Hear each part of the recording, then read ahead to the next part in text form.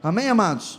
Glória a Deus. Vamos à palavra. Eu queria que você abrisse a sua Bíblia comigo, Atos, capítulo de número 15, verso de número 6. Eu queria falar com vocês sobre um tema muito importante, muito atual, que é restaurando a tenda de Davi.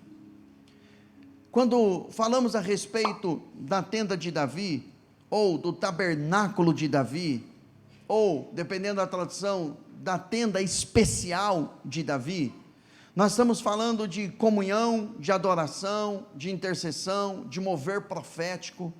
Então todas essas temáticas nós vamos misturar dentro dessa mensagem, e você vai poder compreender aquilo que Deus tem para a sua vida, e você, na medida em que a mensagem ela for crescendo, você vai começar a perceber um destravamento do Espírito na missão profética que Ele tem para a sua vida, ou para o seu destino profético, ou para aquilo que Ele, antes de criar você, já escreveu no livro dele, o que você deveria de fazer. E com o auxílio, com a ajuda, com a comunhão, com o relacionamento com o Espírito Santo, você vai aprender a receber essas revelações no teu espírito, como um desaguar, dentro de você, do seu propósito e daquilo que Ele tem para a sua vida, amém? Então Atos capítulo 15, verso de número 6, diz assim, eu vou ler na versão transformadora, na NVT, vamos lá. Os apóstolos e presbíteros se reuniram para decidir a questão. Daqui a pouco eu explico qual questão é.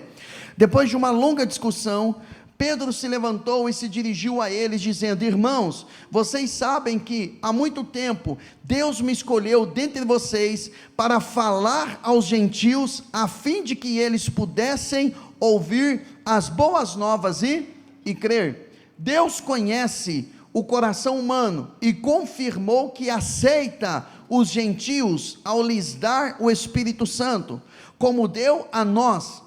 Não fez distinção alguma entre nós e eles, pois purificou o coração deles por meio da fé. Então, porque agora vocês provocam a Deus, sobrecarregando os discípulos gentios com um jugo que nem nós, nem nossos antepassados conseguimos suportar? Cremos que todos, nós e eles, somos salvos da mesma forma pela graça do Senhor Jesus. Todos ouviram em silêncio, enquanto Barnabé e Paulo lhes relataram os sinais e maravilhas que Deus havia realizado por meio deles entre os gentios. Quando terminaram de falar, Tiago se levantou e disse: irmãos, ouçam-me.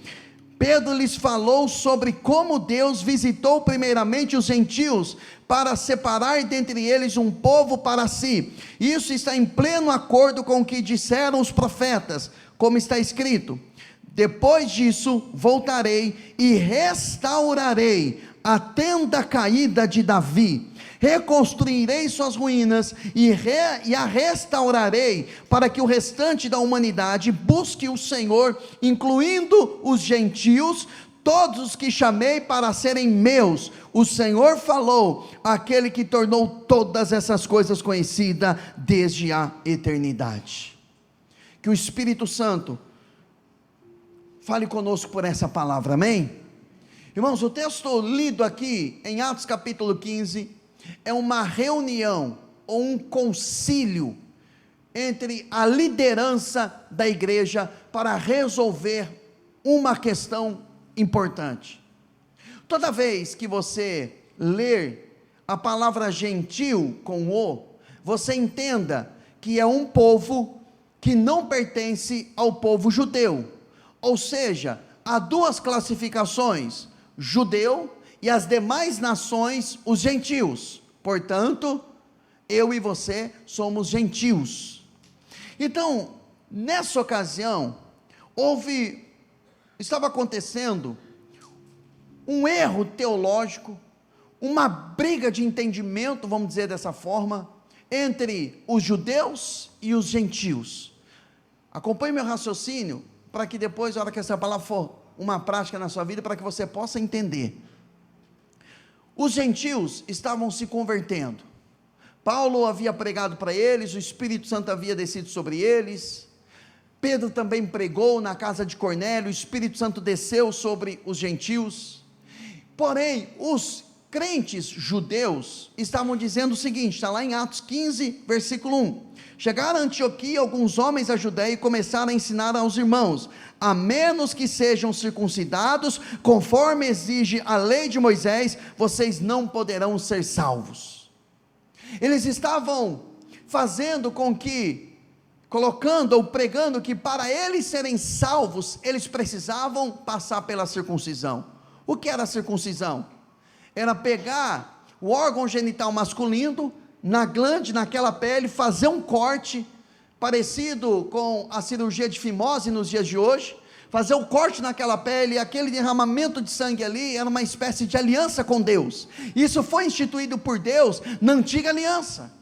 No entanto, o Espírito Santo estava sendo derramado entre os gentios, mesmo eles não sendo circuncidados, porque a salvação, ela se manifesta pela graça, por meio da fé, que não vem de vós, é um dom de Deus, ou seja, a salvação, ela é gratuita, ela não vem pelas obras, mas ela vem mediante a fé. A pessoa crê em Jesus, ela crê no sacrifício que Jesus fez na cruz, então ela sai da posição de criatura, torna-se então em um filho de Deus.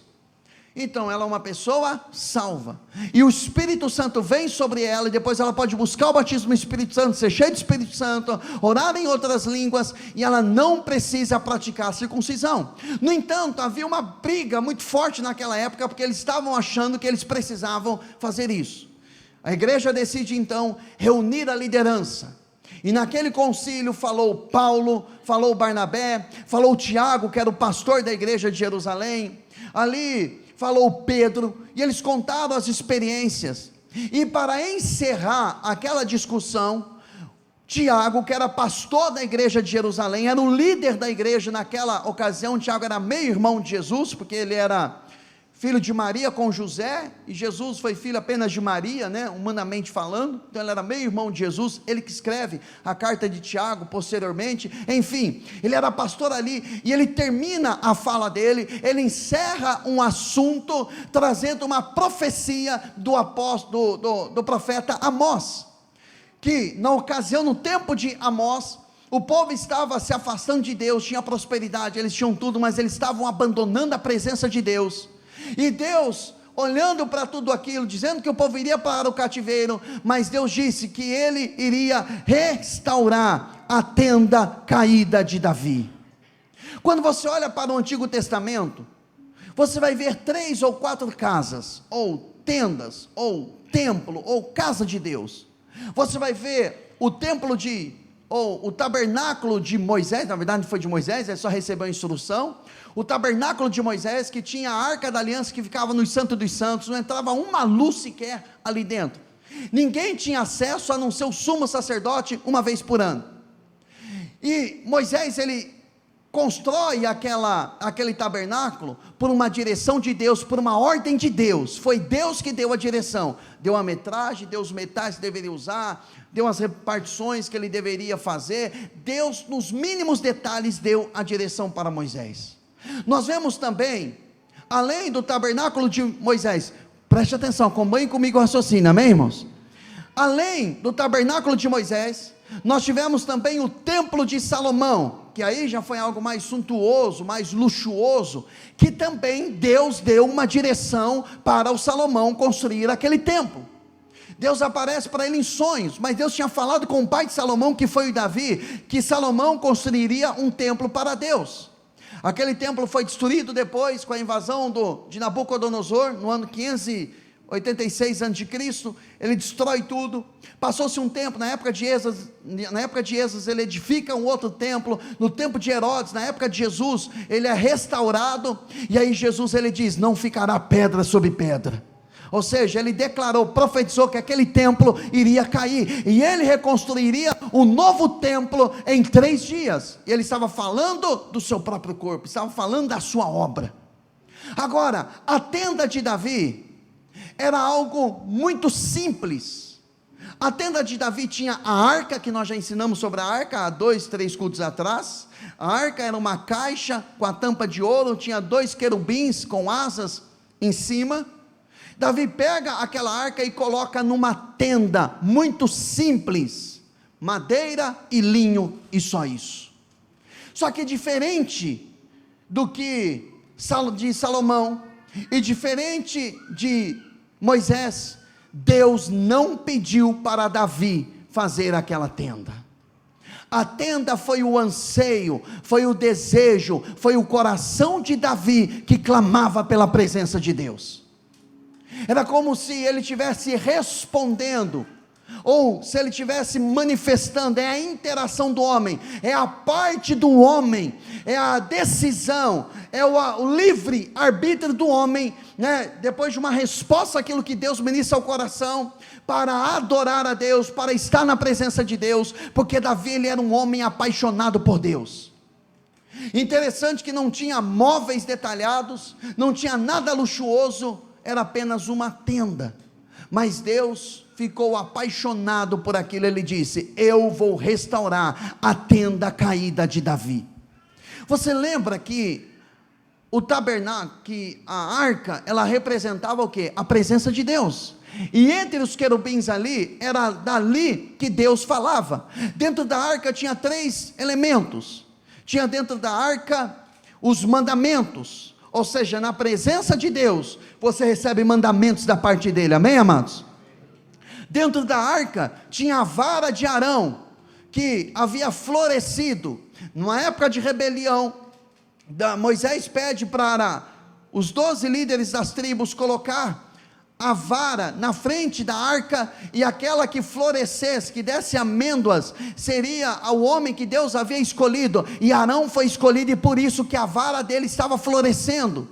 Em Jeremias capítulo 1, a Bíblia fala, quando Deus chama o profeta Jeremias, ele fala para Jeremias, que Jeremias, não fale que você é uma criança, o que eu mandar você falar, você fala, onde eu mandar você ir, você vai, porque você é escolhido desde o ventre da sua mãe. E Deus pergunta para ele: Jeremias, o que é que você vê? Ele diz: eu vejo uma vara cheia de amêndoas. E Deus falou: viste bem, porque eu velo sobre a minha palavra para cumprir. Deus estava chamando Jeremias e dizendo: eu tenho um chamado, eu tenho um ministério frutífero para você, porque não tem a ver com os seus feitos, tem a ver com a minha palavra e com o meu plano. Então o ministério frutífero depende da pessoa colocar o seu ministério dentro da arca, que hoje não é mais uma caixa, hoje está falando da presença de Deus. Uma pessoa na presença de Deus, ela sem esforço humano, ela vai conseguir frutificar para a glória de Deus.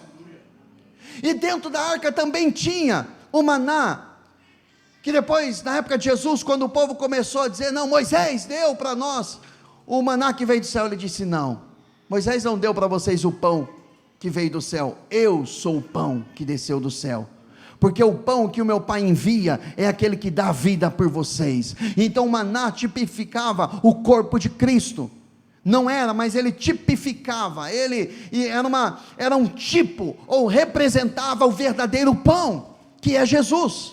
Então na presença de Deus, você vai ver Jesus, você vai ter uma vida frutífera, e você vai ter mandamentos da parte dele.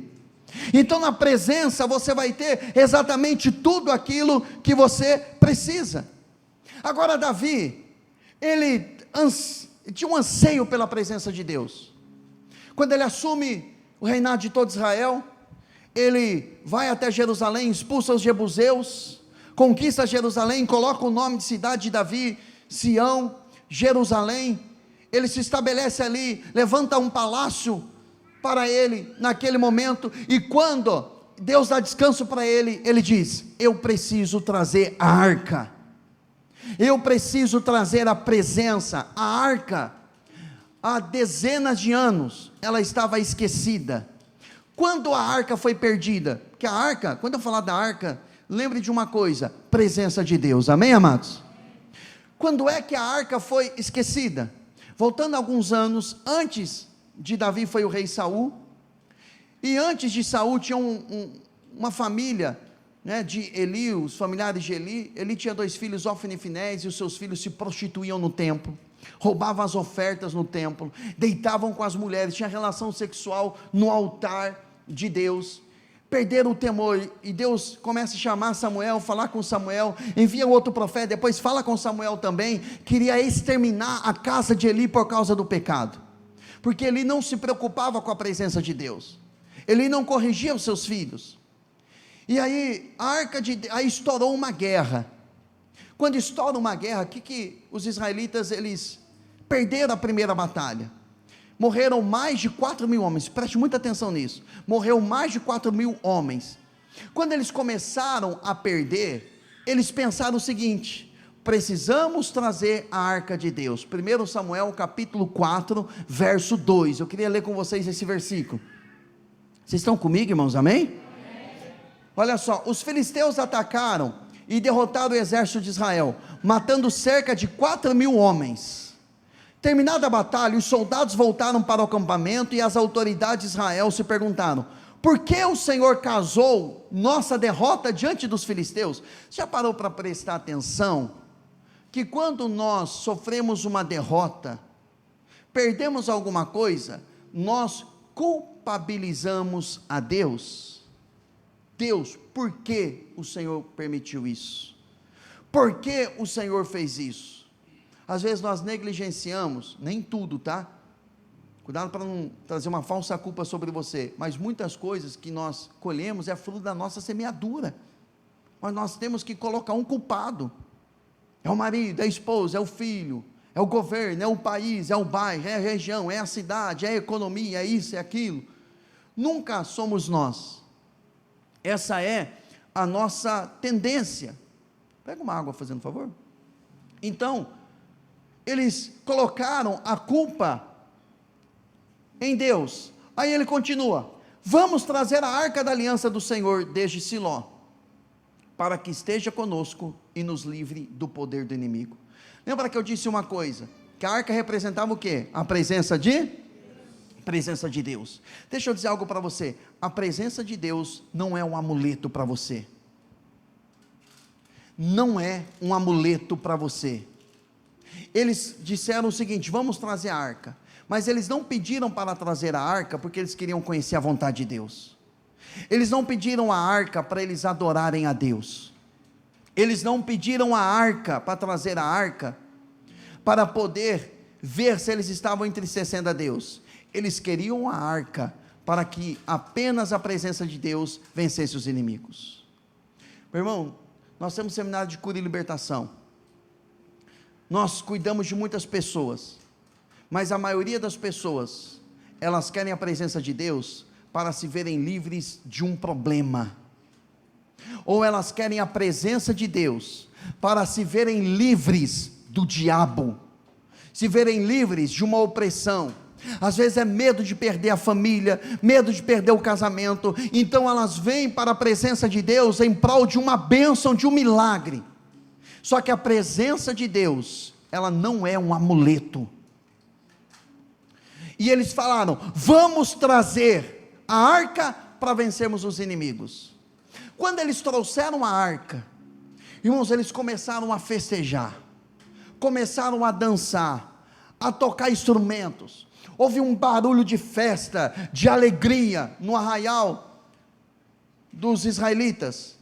Os inimigos, preste atenção nisso, os inimigos ficaram com medo, falaram: os deuses desceram, nós vamos morrer, nós vamos perder. Só que quando Israel vai para a batalha, agora não morre 4.000, agora morre 30.000 soldados. Sabe por quê? Porque a presença de Deus, ela não é um amuleto. Deus não chamou você para você vir à presença dele apenas para resolver um problema, apenas para você vencer o inimigo. Deus não é o seu amante, para você ficar um tempo com ele e depois um tempo no mundo. A Bíblia fala, Tiago fala, em Tiago capítulo 4, e versículo 4, adúlteros e adúlteras. Sabe o que ele está dizendo? Ele fala: a amizade com o mundo é inimizade contra Deus, a amizade com o mundo é infidelidade, é adultério espiritual. Então, ou você deseja a presença de Deus, para buscar a direção, para Ele revelar a você os planos dEle para a sua vida, ou você vai vir para a presença dEle, e ao invés de você crescer, ao invés de você viver coisas grandes, vai acontecer com você como acontece com muita gente: eu estou indo para a igreja, mas a minha vida só está piorando. Meu irmão, você tem que amar, tem que desejar a presença dEle, amém, irmãos? Quando Davi, ele deseja trazer a arca, quando ele assume o reinado, ele diz: eu quero a presença, eu quero a arca. Ele tenta trazer a arca de qualquer jeito, e a Bíblia diz que usar, que significa força humana, ele toca na arca, ele morre. Davi fica preocupado, ele fala como? Fica com temor, ele pega aquela arca, e ele leva essa arca para a casa de um homem chamado Obed-edom. Obed-edom teve aquela arca na sua casa, onde ficou por 3 meses, a Bíblia diz que Deus abençoou tudo na vida de Obed-edom. Só que lá em 1 Crônicas capítulo 16, vamos lá, 1 Crônicas capítulo 16, 1 Crônicas capítulo 16, do verso 1 em diante. Meu irmão, só estou preparando o terreno para aquilo que Deus vai fazer na sua vida, amém? Para aquilo que Ele tem para você nessa noite, você crê? Então prepare o terreno, receba essa mensagem, não deixa que essa semente caia no seu coração, e as aves dos céus roubem essa palavra. Não permita que essa semente, como na parábola do semeador, ela caia no seu coração, e ela seja sufocada pelas suas riquezas, pelas coisas desse mundo. Não permita que ela caia no meio dos espinhos, onde você está sendo seduzido pelas coisas do mundo. Deixe a semente cair lá no seu âmago, no seu íntimo, para que ela possa gerar fruto que Deus deseja que você frutifique. Olha só, versículo 1: trouxeram a arca de Deus, e a colocaram dentro da tenda especial que Davi tinha preparado para ela. Em seguida apresentaram a Deus holocaustos e ofertas de paz. Quando Davi terminou de oferecer os holocaustos e ofertas de paz, abençoou o povo em nome do Senhor. Depois, para cada homem e mulher em todo Israel, deu um pão, um bolo de tâmaras e um bolo de passas. Davi nomeou os seguintes levitas para servirem diante da arca do Senhor, invocarem as bênçãos dele e darem graças e louvarem o Senhor, o Deus de Israel. Asaf, o chefe do grupo, tocava os símbolos. Depois dele vinha Zacarias, seguido de Jeiel, Semiramote, Jeiel, Matitias, Eliabe, Benaia, grava esse nome aqui, Obed-edom e Jeiel, que tocavam harpas e liras. Os sacerdotes Benaia e Jaziel tocavam trombetas continuamente diante da arca de Deus. O que Davi fez? Davi, quando ele traz a arca, porque ele fica sabendo que a casa de Obed-edom havia sido abençoada, ele traz a arca e prepara uma tenda para Deus, e coloca aquela arca, e ele coloca 24 horas por dia, 7 dias por semana, pessoas tocando instrumentos, adorando a Deus, dizendo, declarando: o Senhor é bom, o seu amor dura para sempre. O Senhor é bom, o seu amor dura para sempre. O que é que tinha? Uma arca, uma tenda e adoração. Davi, ele quebrou todos os protocolos, porque a lei de Moisés dizia que o homem não podia ver a arca de Deus, senão ele morria. E Davi, ele disse: não, eu quero que todos vejam a presença de Deus. Se Moisés colocou a arca em um lugar que não tem luz, que precisava de uma menorá, para poder iluminar, se Moisés escondeu, não, a presença de Deus, ela tem que ser visível. Se somente o sumo sacerdote podia entrar, Davi disse: não, até os gentios podem ver a presença de Deus, até eles podem ter acesso, a presença não vai ficar mais escondida, a presença vai estar aberta, quem quiser pode ir e adorá-lo.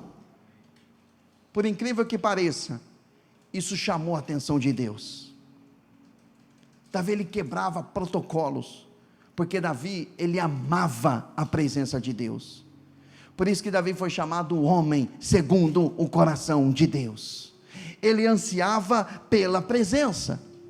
Saul passou no trono por 40 anos, Ele nunca desejou trazer a arca, ele se preocupou apenas com o seu trono, com o seu reinado, ele não se preocupou com a presença de Deus. Quando Davi assume o reinado, um dos seus primeiros atos é trazer a arca de Deus. Agora, um dos homens que estavam ministrando, adorando ali, era um homem chamado Obed-edom. Agora preste atenção nisso, a arca ficou na casa de Obed-edom, e Deus abençoou tudo. Quando a Bíblia fala tudo, tudo é tudo: casamento, finanças, prosperou tudo. Deus abençoou todas as áreas da vida de Obed-edom. Mas quando a arca saiu da casa dele para ir para uma tenda, ele não ficou grudado nas bênçãos que Deus deu para ele. Ele disse: o quê? Eu vou é com a arca, eu vou atrás é da arca, eu vou atrás, eu não estou preso a nada. Meu irmão, não corra atrás das suas bênçãos. Você não precisa entrar numa fila de bênçãos, fazer campanha para ser abençoado. Você já é abençoado. Você precisa ir atrás da arca, da presença de Deus. Se Deus deu muita coisa para você, glória a Deus. Mas as coisas que Ele te deu não são, em essência, a presença de Deus. Você tem que correr não atrás do que Ele deu a você, você tem que correr atrás da presença. Obed-edom falou: o quê?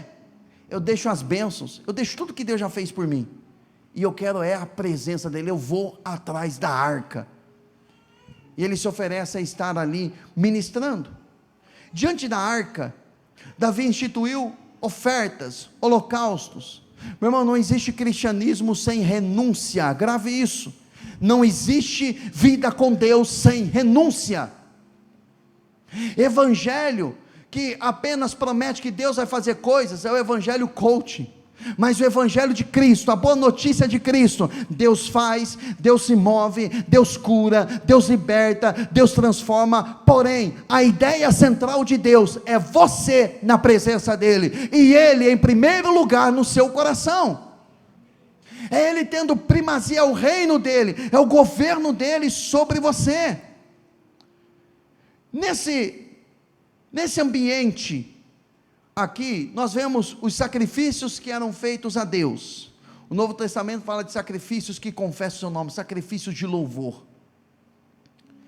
Davi, quando o povo terminou de fazer o holocausto, Davi começou a dar bolos para todos. Teve um ambiente de comunhão. A Bíblia fala em Atos que a igreja crescia, e eles iam de casa em casa, partindo o pão, com alegria no coração, com singeleza de coração. Fala de comunhão, ou seja, quem tem comunhão com Deus, vai ter comunhão com os irmãos. Ela vai querer participar desse ambiente, onde o bolo, onde a palavra é partida, onde o pão é partido, no ambiente onde a palavra de Deus é anunciada, a pessoa vai desejar a palavra. Nesse ambiente de culto também, os gentios, como fala lá em Tiago capítulo 5, Atos capítulo 15, que os gentios também eles vinham. Isso fala do evangelho sendo pregado, ide por todo mundo, e fazer discípulos em todas as nações, ensinando-os a guardar o que eu vos tenho ensinado, batizando-os em nome do Pai, do Filho e do Espírito Santo. Ou seja, eu e você incluímos na presença de Deus, fomos inclusos na presença de Deus, é nessa dinâmica. Então, o templo de Davi tinha isso. Agora, não era qualquer músico que Davi escolheu para estar tocando. Você sabia que hoje nós temos música no culto ao Senhor, e começou nessa ocasião com Davi? Na lei de Moisés era apenas os rituais, derramamento de sangue, morte dos animais. Sumo sacerdote entrava no Santo dos Santos e o povo ficava do lado de fora no átrio. O máximo que ia era até o átrio. Mas agora, eu e você temos a liberdade de nos achegarmos até a presença de Deus. Temos essa liberdade de irmos à presença de Deus. E Davi então ele institui a música. Agora, quando ele vai escolher os cantores, os que tocavam, Davi não escolhia quem tinha habilidade. Davi não escolhia quem sabia tocar bem. Davi escolhia quem sabia profetizar através dos instrumentos. 1 Crônicas capítulo 25 verso 1 diz isso: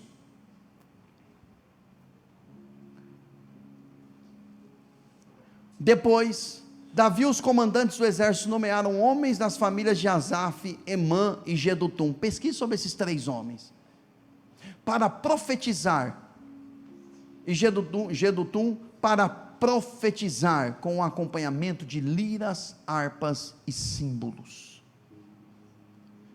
Para tocar bem, a pessoa pode tocar num barzinho, pode tocar qualquer música, mas profetizar é apenas para aqueles que são consagrados a Deus, para aqueles que são separados. Deus não procura quem tem habilidade nos dedos, Deus procura quem tem espírito profético, quem sabe profetizar. Sabe o que é profetizar? É aquele que pega uma palavra que é conectado com o Espírito Santo. Daqui a pouco eu vou ensinar você como criar esse ambiente. A pessoa que é conectada com o Espírito Santo, que busca a palavra dele, e ela profetiza, ela faz inspirado pelo Espírito Santo.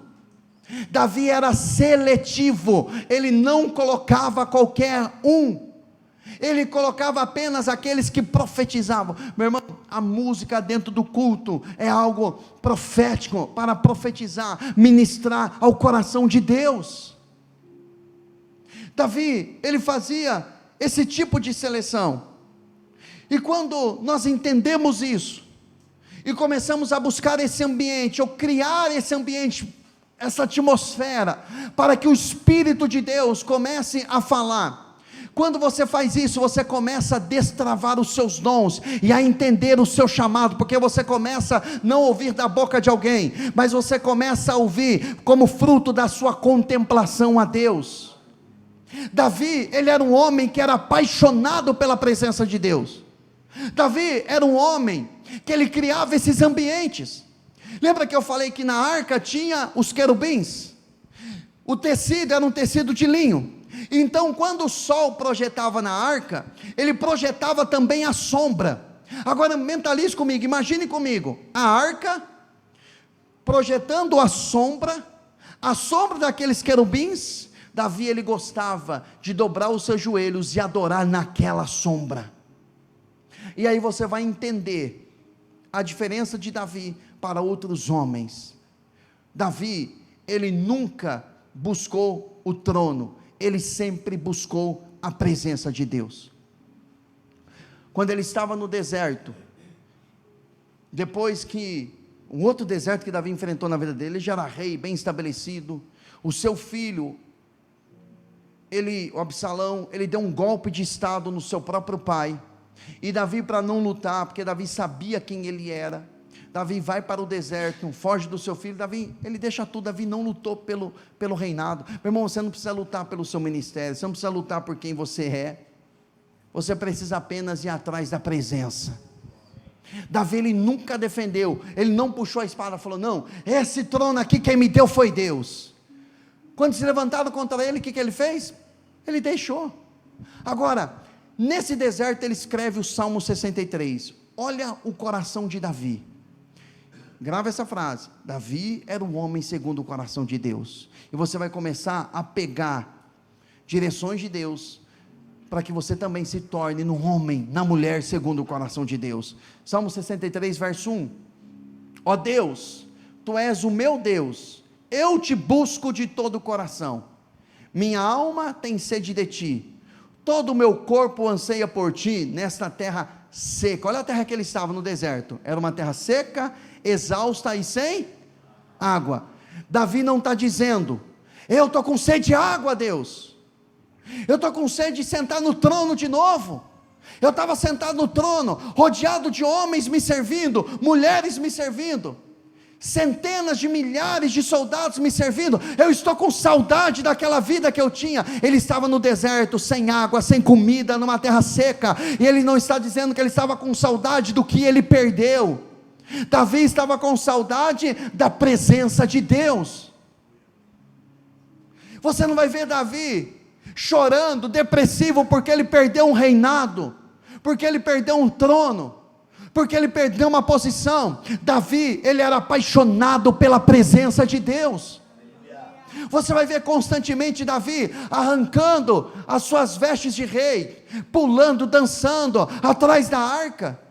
Ele não se preocupava, ele colocava o éfode, de linho, ele consultava a Deus, ele amava a presença de Deus. Até mesmo quando a Mical olhou para ele e falou: você está se tornando desprezível, pulando no meio dessas mulheres, você está mostrando você pulando, dançando como um homem vulgar. Alguns comentaristas bíblicos dizem que quando Davi estava pulando, dançando, foi tão vergonhoso aos olhos da esposa dele, porque até a roupa debaixo dele apareceu, e Davi não estava preocupado com isso. Davi estava preocupado, era com a presença de Deus. Ainda ele fala para a esposa dele, ele fala: eu estou adorando o Deus que escolheu a mim no lugar do teu pai, eu estou fazendo isso por amor a Ele, eu estou fazendo isso porque eu não sou apaixonado pelo trono, não estou nem aí pelo trono, eu quero a presença dEle. Então você consegue entender o coração de Davi? Por que você tem chorado nesses dias? Por que você tem chorado nesses dias? Porque perdeu alguém? Porque perdeu alguma coisa? Porque perdeu um bem? Eu sei que isso dói, já perdi tudo isso que eu disse para você, dói, nós somos seres humanos, temos sentimentos, mas quando nós vamos chorar pela presença de Deus, de saudade da presença de Deus, de saudade de você entrar na presença dEle e falar: Senhor, eu perdi até o sono, porque eu quero a Ti, eu quero a Tua presença, eu quero o Senhor, eu quero a Tua palavra, eu quero a Ti. Olha o que Davi ele continua dizendo: eu te vi em Teu santuário, e contemplei Teu poder e Tua glória, Teu amor é melhor que a própria vida, com meus lábios Te louvarei. Lembra que é um homem que está perdendo, que perdeu o trono, e aí ele diz: sim, Te louvarei enquanto viver. Sabe o que ele está dizendo para Deus? Com trono ou sem trono, a condição para louvar o Teu nome é enquanto eu viver. Sendo rei ou sendo fugitivo, Davi sabia adorar a Deus. Quando ele estava no trono, ele adorava a Deus. Quando ele estava no deserto, ele adorava a Deus. Quando ele estava no trono, ele orava a Deus. Quando ele estava no deserto, olha só: a Ti em oração levantarei as minhas mãos. Davi perdeu o trono, Davi perdeu o reinado, mas ele não baixou as mãos, ele continuou levantando as mãos e adorando a Deus. O que é que nós estamos fazendo com a presença de Deus? Continuando: Tu me satisfazes mais que um rico banquete, com cânticos de alegria Te louvarei. Você sabe o que é um banquete de um rei? Você sabe o que é um banquete de um homem rico? O que ele quer, o que ele deseja, ele tem ali. Agora Davi ele disse: eu me satisfaço mais com a Tua presença do que um rico banquete. Você está nesse lugar adorando a Deus, tem que ser mais prazeroso do que você estar sentado no banco do teu carro dirigindo, do que a casa que você tem, do que a família que Deus te deu, do que as coisas que Ele te deu. Você precisa ter satisfação na presença de Deus. A presença dEle tem que ser o seu tudo, porque quando você encontra esse lugar, quando o seu amor cresce por Ele, meu irmão, você não troca nada e ninguém pela presença de Deus. Pode oferecer o que for, mas você continua: eu me satisfaço com o banquete de Deus, com a presença de Deus. Continuando: quando me deito, fico acordado pensando em Ti, meditando a Teu respeito a noite toda. Você já perdeu uma noite pensando em Deus? Você já perdeu uma noite falando em línguas? Você já perdeu uma noite lendo uma palavra, presa em um texto? A maioria de nós perdemos uma noite porque estamos cheios de boleto, né, para pagar, cheio de situação para resolver, aí a ansiedade vem, o coração acelera e perdemos o sono. Mas quantas vezes nós perdemos o sono pela presença? Pai, eu estou aqui porque eu quero a Tua presença, eu estou aqui porque eu quero o Senhor, eu quero aprender Tua palavra, eu quero me derramar na Tua presença. Você percebe que com o passar do tempo, nós vamos trocando as coisas, e aí qualquer coisa que aparece, nós caímos, porque o nosso sentimento, o nosso coração não está verdadeiramente nele. Eu vou mostrar para você 3 versículos, que você vai entender um pouco mais o coração de Davi, E você nunca mais vai ver esses salmos da mesma forma. Lembra? A tenda, a arca, a sombra da arca, a sombra da asa dos querubins. Davi se prostrava ali, naquele momento. Davi se prostrou diante da arca de Deus, quando o filho dele estava doente. O filho que era fruto de um adultério, ele chora e jejua, ora jejua por 7 dias, ele se prostra diante da arca. E sabe qual foi a resposta de Deus para Davi? Não. Davi teve que chorar a dor de sepultar um filho, mas Davi não abaixou as mãos e deixou de adorar a Deus. Mesmo com a maior dor, segundo a psicologia, a maior dor emocional que uma pessoa pode passar é a dor de uma mãe sepultando um filho. Mas Davi não baixou as mãos, ele continuou. Quando os homens acharam até ele louco, quando ele levanta, quando ele fica sabendo que o seu filho morreu, ele diz: manda trazer a comida, traz as vestes reais. Mas Davi, você está louco? Ele fala: olha, eu orei, eu fiz o que eu poderia fazer, mas Deus não quis trazer de volta o meu filho. O que é que eu posso fazer? Está na mão de Deus, está com Ele. Levante-se, meu irmão, saia da morte emocional, saia daquela prisão por uma dor no passado que você enfrentou. Deseja a presença de Deus mais do que tudo. No Salmo 17, versículo 8, Salmo 17, verso 8, protege-me como a menina de teus olhos, esconde-me à sombra de tuas asas. Você já entendeu onde é a sombra das asas de Deus? Onde é que ele gostava de ficar escondido? Ele se prostrava, ele dobrava o joelho naquela sombra ali e ficava ali adorando, escrevendo os seus salmos.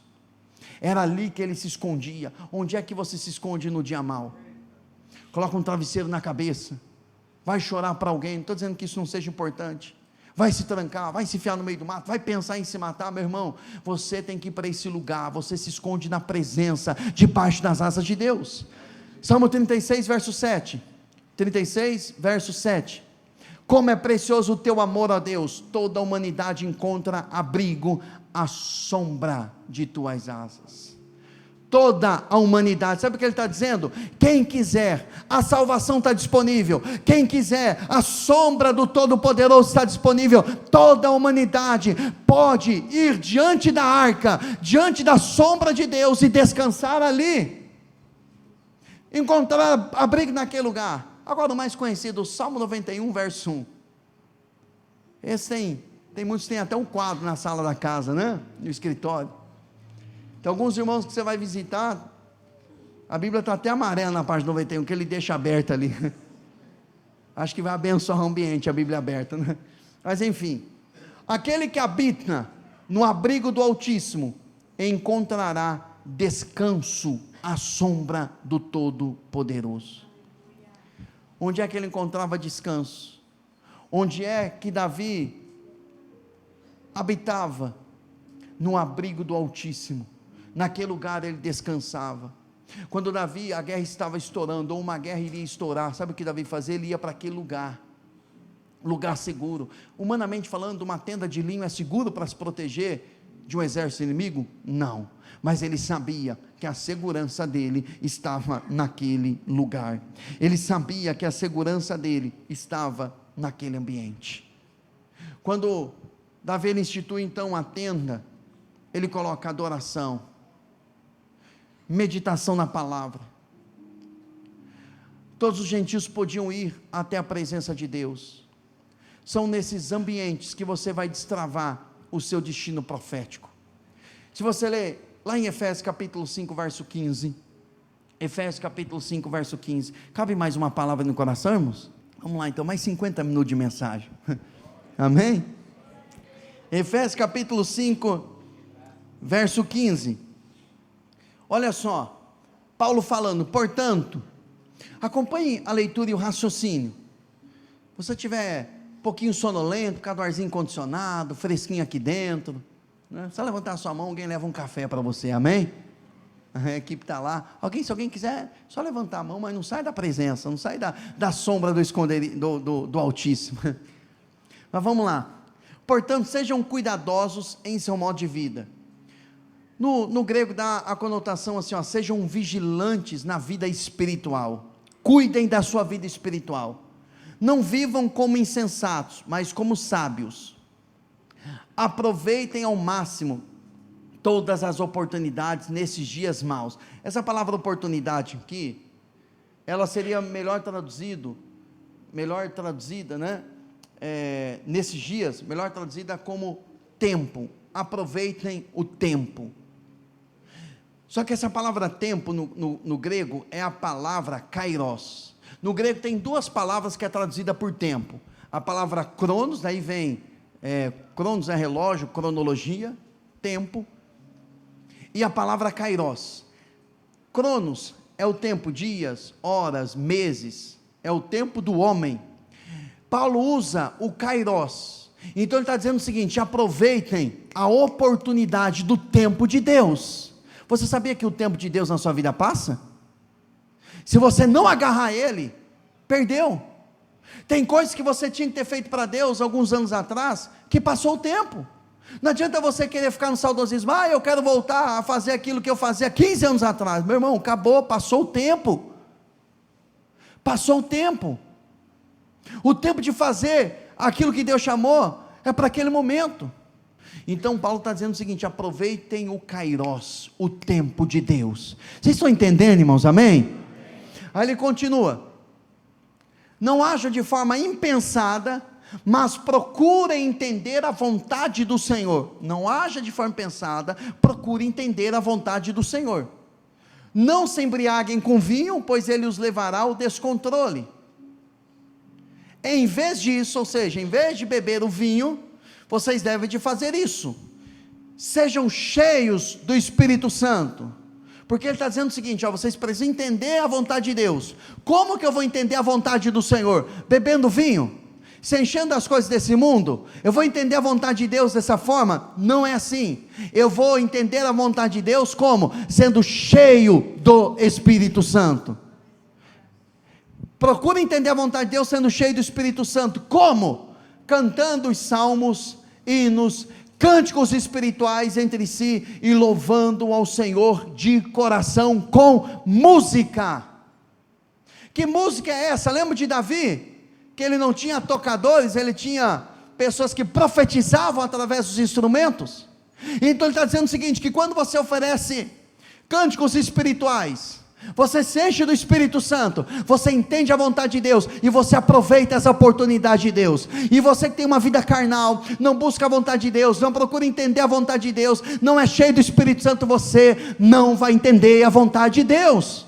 Você está esperando um sonho? Você está esperando um profeta se levantar? Você está esperando ver um anjo, ver um demônio, ver um fogo, ver uma água? Ver isso, ver aquilo? Você tem que se encher do Espírito. Se não se encher do Espírito, você não vai entender a vontade de Deus, porque as coisas espirituais só se discernem espiritualmente. O carnal nunca vai entender a vontade de Deus. Ele vai entender a vontade do seu coração, ele vai entender a sua presunção, ele vai brigar por uma posição, mas ele nunca vai entender a vontade de Deus, porque a vontade de Deus é essa: deixa o vinho, se encha do Espírito, música espiritual, música que profetiza, música que fala de coisas espirituais. Então você vai entender o seu destino profético em Deus.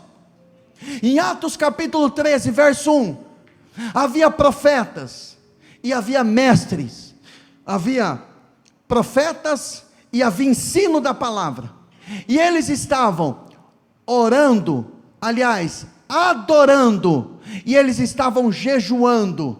Certo dia, enquanto adoravam o Senhor e jejuavam, o Espírito Santo disse. Então, quando eu vou preparar um ambiente para que o Espírito Santo destrave o meu destino profético, tem pessoas pagando milhares e milhares para um mentor, para um coach destravar o destino dele. Se você soubesse quem é que está dentro de você, você não procuraria na mente humana o que o Deus que criou você e criou um propósito para a sua vida, que habita dentro de você, quer dizer. Mas você está perdendo tempo com conversas, perdendo tempo com pessoas, quando você deveria entrar no teu quarto, adorar, jejuar e esperar o Espírito Santo dizer a você algo. Esses dias uma pessoa entrou no meu gabinete e falou: eu tenho uma palavra de Deus para você. Pare de buscar nos homens conselhos em algo que você pode buscar em Deus. Eu falei: entendi. Às vezes Deus dá umas duras em nós, né? Está preocupado com muitas coisas, mas a partir daquele dia eu falei: não, vou me preocupar com aquilo que Deus diz. Se Ele não falou: mas pastor, nós vamos investir, mas pastor, vai dinheiro para isso, vai para aquilo, é muito caro, é muito isso, eu vou ficar no que Deus disse. Se Ele não falar, eu não vou me mover. Bota a gente saindo pelo ladrão da igreja, pelo telhado, não tem problema, mas eu vou me mover a hora que Ele dizer, a hora que Ele falar, porque eles estavam adorando e jejuando, e o Espírito disse. O que é que o Espírito Santo disse a propósito? Separem Barnabé e Saulo para realizarem o trabalho para o qual os chamei. Então o destino deles foram destravados, porque eles criaram um ambiente. Você não vai descobrir o seu chamado em Deus conversando fiado por aí, mas você vai tendo amizades carnais. Você vai descobrir o seu chamado quando você entrar nesse ambiente de adoração a Ele, de contemplação, igual Davi. Deus quer restaurar a tenda caída de Davi. Sabe o que a tenda nos ensina? Simplicidade, mais intensidade. Você vai fazer algo que é para a glória de Deus, algo que era promover comunhão, algo que é para promover salvação, porque a sua vida é para a glória de Deus.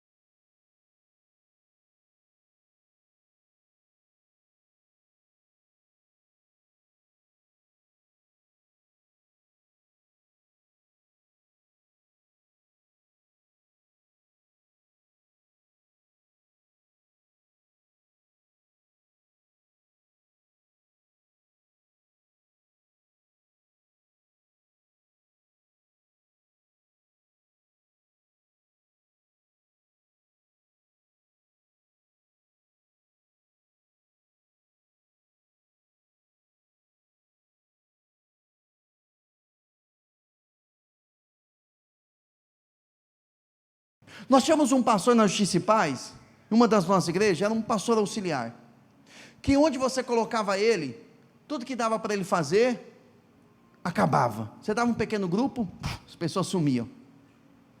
Você dava alguma coisa, o pastor Renato dava algo para ele, sumia. Qualquer coisa, dava uma oportunidade para ele dar uma palavra, todo mundo dormia.